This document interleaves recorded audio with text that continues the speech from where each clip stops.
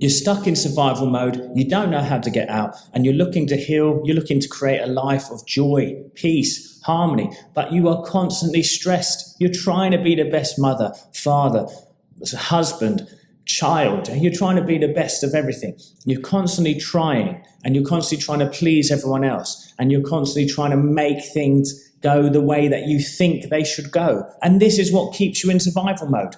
We're not here to control everything. We're here to let go, enjoy the fruits of life, experience life at a level that is at a level of peace and ease. But we live in a three-dimensional world, and we live in a Western world, most of us, with too many rules, too many limitations set upon us. Let me tell you exactly how to escape all this and come back to inner peace. And the biggest first step is you have to stop making a god of life. You have to stop making a god of anything outside of yourself. What do I even mean by that?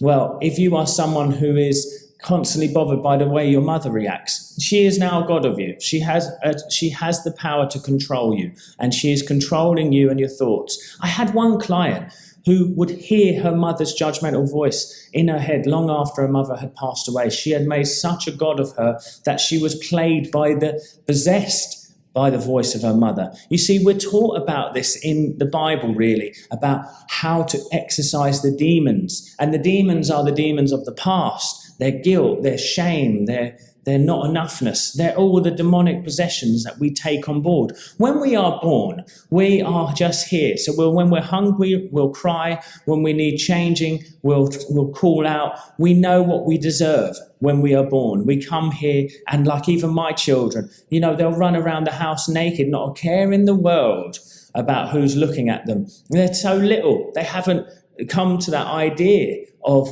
them not being enough, or their bodies being wrong, or all this. We learn all this stuff, you see.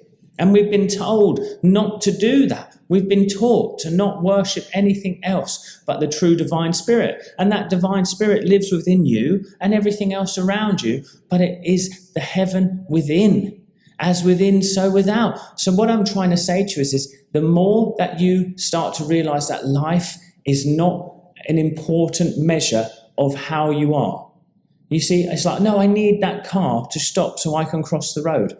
Oh, that guy cut me up. Why would you make a god? Why would you make a god of that situation? Why would you let that come into your body? But now we're here, and many of you who watch my videos are on a healing journey. So now you're here, you've been holding on to it for long enough. Now it's expressed in a physical form, and now that scares you. You see, when I was going into my illnesses and my troubles, I was just making a smaller and smaller cage of life. You see, your body or your deeper mind is always just trying to protect you. It's always wanting to keep you safe. So it will start to create cages if it feels like it's constantly threatened.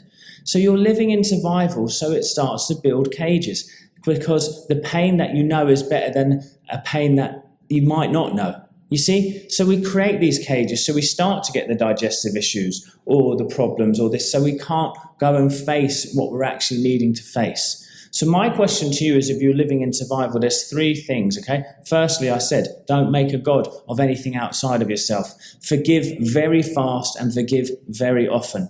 Don't judge people by the way you think they should be. See them as they are, let them be who they want to be, and if it doesn't bring anything to you and it naturally dissipates, let them go too.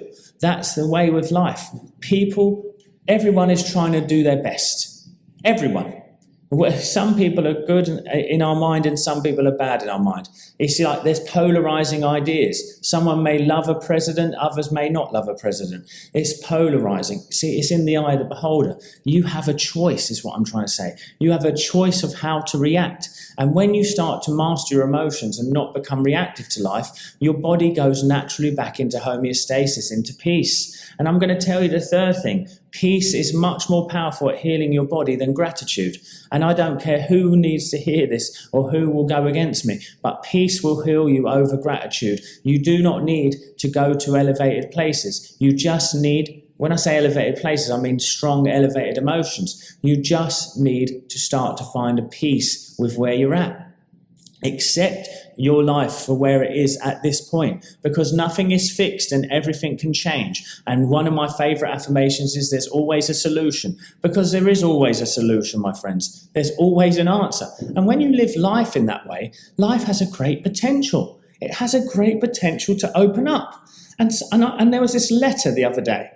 I can't remember who it is. I need to remember who it is. It's gone a little bit viral. It's this man who wrote a letter to his dead wife. And he said, "I love you, my darling. I know I have never said it enough. I was stubborn." And this is the thing I'm going to say to you. That's the problem with us, is we get stubborn in this life. And then we lose the things that we love. And I'm just ranting a bit today. But what I want to say to you is this, is life is such a gift. Just to be here to experience it in general is so interesting. I mean, it's like, yes, it's raining. Oh no, lovely. I get to feel the raindrops on my skin. How many people would wish to feel that again? That's why we have to start to see life for the gift that it is. Now, I'm not talking about fake gratitude and all that. I'm talking about finding a deep inner peace and not being worried about what the next turn's going to be, so you can actually be present. You see, a body responds to presence. The only way you're going to find presence is to find peace. When you find peace, what you realize is, and Eckhart Tolle said it really beautiful the other day, when you are present, you do not have a problem. There's only ever situations. How you emotionally respond to it makes it a problem or not. I mean, let's say, for example, right, I'm in my office. This is one of my favorite examples. I've said it a couple of times. I'm in my office now. It's a big office. If a load of bunnies started running through, I'd think that's really mad, crazy, but I love bunnies. How sweet. Let me give them a little stroke. But someone else's experience of that is bunnies are the scariest thing I've ever seen. So it's like a nightmare to them. Do you see what I'm saying? But why is it different? Because there's choice. So I'm saying you train yourself by becoming the master of awareness to notice those reactions, to find inner peace. That's the point where the body will start to go into healing. That's the point when the body will start to let go. So it's being aware of those reactions to life will stop you living in survival, because living in survival has become a habit. Now you see everything outside of you as against you or a problem. Now I'm not saying you, I'm talking to just the general you. Okay, so it's like, why do you see fear? What is scaring you right now? What is making you worried about your future? That's what you want to ask yourself. Now, go to the vision of that worst case scenario and notice how your body reacts. Then from there, go to that reaction and observe that reaction of energy. Observe the action. Should I put my teeth back in, guys? Observe that energy from that reaction then. And relax your body. Watch what happens. Watch what happens when you start to do that. You are going to notice that it wants to leave. And when it does leave, what are you going to notice again? That you're free. You're free, because once it leaves, you're at peace. Then you can start to claim God, or whoever it is that you have some kind of faith in. Just say, God guides me now to a wonderful solution to all of my troubles. I give them over to God, I let go of them now, I'm at peace, I am safe. I'm whole, I am well, I am good, I am here now, and I love my life and life loves me. That's all we ever need to do, it's that simple. Then take some action from that peace towards what you like. You're going to see massive changes in your life and you deserve them. I hope this helped today, guys. I'll see you at the next one.